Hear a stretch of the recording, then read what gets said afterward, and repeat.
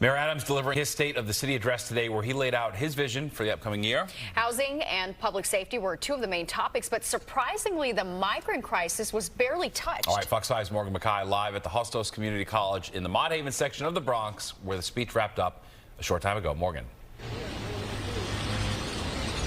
Steve and Natasha, get ready to hear a lot more about these housing proposals in the coming months. It's a big priority for this administration and for state lawmakers. But when it comes to the other pressing issue facing the city, the migrant influx, the mayor did not go into detail about how he plans to tackle this growing and costly crisis. The state of our city is strong. Mayor Eric Adams laying out his vision for 2024 as he marks the halfway point of his mayoral term. But the biggest focus of the day, the critical need for more housing. And almost everyone on the city and state level agrees. Without question, this is the year of housing. When it comes to creating more housing, Adams is asking state lawmakers to pass legislation to address four things. 1, a new affordable housing tax incentive. 2, to make basement and cellar apartments legal. 3, a tax incentive to turn empty office buildings into affordable homes. And 4, lift the cap on density for new construction. Now is the time to aim even higher. That is why we have a moonshot goal of building 500,000 housing units over the next decade. Adams also says he's going to be moving up a goal to create 5 million private sector jobs by 2025.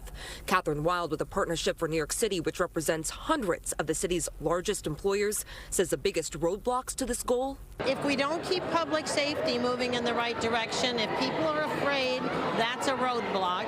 If we have a lack of affordable housing, that's a roadblock. The Adams administration is also officially declaring social media as an environmental toxin.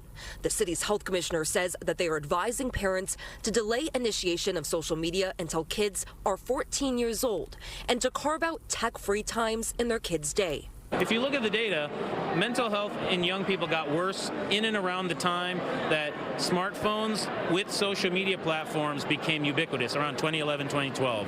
And so this is a clear and present danger. However, the migrant crisis was barely mentioned. After such drastic budget cuts as a result of the migrant influx, we asked the public advocate Jumaane Williams if this topic should have been addressed in more detail. I think he's correct that there is not the federal response that we need.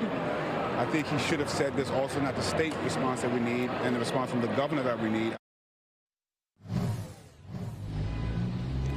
Adams also launched the first-in-the-nation Department of Sustainable Delivery, which will regulate new forms of transit delivery, cut the city's carbon footprint, and also educate New Yorkers about the dangers of lithium-ion batteries. Reporting live, I'm Morgan McKay. Steve, back to you.